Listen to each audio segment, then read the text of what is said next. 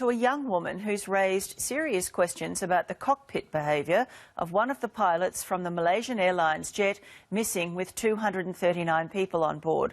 Live now to Elise Elliott with this Current Affair exclusive. Elise? Trace, tonight, a staggering insight into actually what can go wrong on a Malaysian Airlines international flight. Our investigation reveals astounding breaches of security. How on earth did two teen travellers not only get invited inside the cockpit, but stay there for the duration of the flight, from takeoff to, would you believe, landing? Tonight's photos and stories paint a disturbing picture of one of the co-pilots aboard missing Malaysia Airlines flight 370. The aircraft was carrying a total of 239 passengers and crew. Throughout the whole flight, they were talking to us. They were actually smoking throughout the flight, which I don't think they're allowed to be doing. And they were taking photos with us in the cockpit while they were flying. I was just completely shocked. I couldn't believe it. These are the photos that will shock the airline industry and terrify passengers as the mystery surrounding missing Malaysia Airlines Flight 370 intensifies. Pictures that reveal an unbelievable insight into lax security on board. I know for the whole time they weren't facing the front of the plane actually flying. Holiday snaps that show on this particular Malaysia Airlines flight how two young, attractive girls were invited into the cockpit for an entire international flight. Were you there for takeoff? Yes, we were. And landing? Yes. Even though the pilots were responsible for possibly hundreds of passengers, it's claimed their focus was on entertaining their teenage guests. Possibly a little bit sleazy. They invited us, or not invited us, they asked us if we couldn't arrange our trip to stay in Kuala Lumpur for a few nights, that they could take us out. More chilling is the fact this co-pilot, Farik Abhamid, is the very same pilot aboard the missing Malaysia Airlines flight. Well, then when I realised that it was the exact same co-pilot, and not only that, but that I had met him and that I'd been in the cockpit with him and that I have photos with him, that was quite shocking. It was just my best friend and I just wanted to get away, so we booked about a 2-week trip to Thailand. We were just in Phuket the whole time, just a holiday. Jonty Ruiz and her girlfriend Jan Marie were having the time of their lives in Thailand. And how would you describe the trip? Amazing. Oh, the most fun I've ever had. I don't think we got to bed one morning before 5. It was really, really good. For the pair, the real fun started at Phuket Airport when they were plucked from the boarding queue by the Malaysia Airlines pilots. We were standing in line at the boarding gate just with everybody else, and the pilot and co-pilot walked past us and came back and asked us if we would like to sit with them in the cockpit during the flight. So obviously we said yes. Why obviously? It's an exciting thing. It's something that not everybody gets to do. I think anyone would have jumped at the opportunity. There is no indication the girls were given authority by Malaysia Airlines.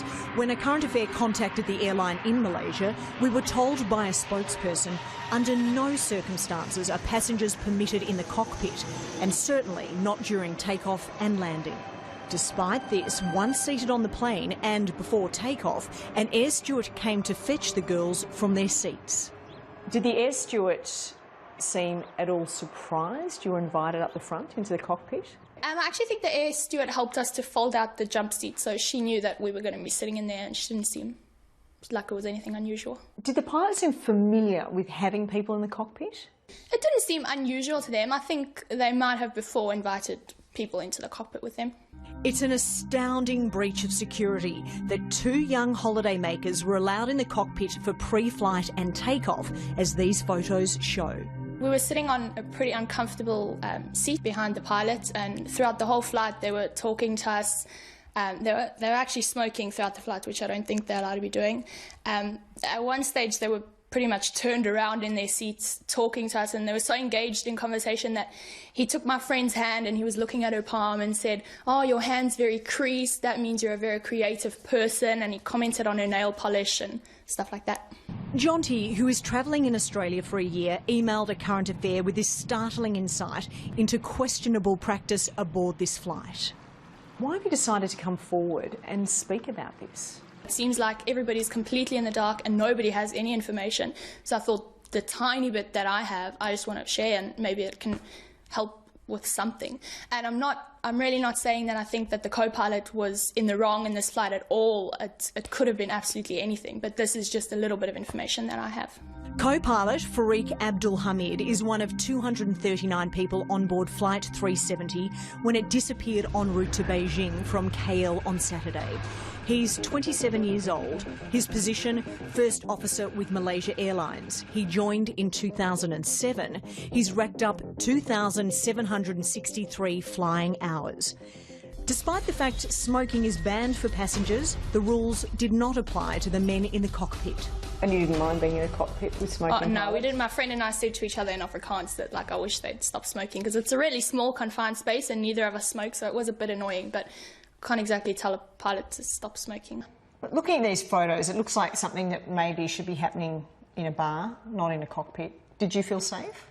I did feel safe. I don't think there was one instance where I felt threatened or I felt that they didn't know what they were doing. The whole time I felt that they were very friendly, but I felt that they were very competent in what they were doing. So, Jonty, this is Fareeq Ab Hamid's Facebook page. He had sent you a message, hadn't he, after your flight together? Yeah, just after our flight, he just sent me a friendly message saying, have a safe flight back home. It's over there. Have a safe flight back home with a little smiley. So that was December 14, 2011. How do you feel knowing that the pilot who invited you into the cockpit is the very same pilot who was flying the plane when it disappeared? I thought it was crazy. Immediately I wanted to phone the friend that I was travelling with and tell her about the story, and I was just completely shocked. I couldn't believe it. When I saw all his friends and his family posting on his wall, obviously my heart really broke for them, and my heart broke for all the families and of the passengers. It's a really sad story.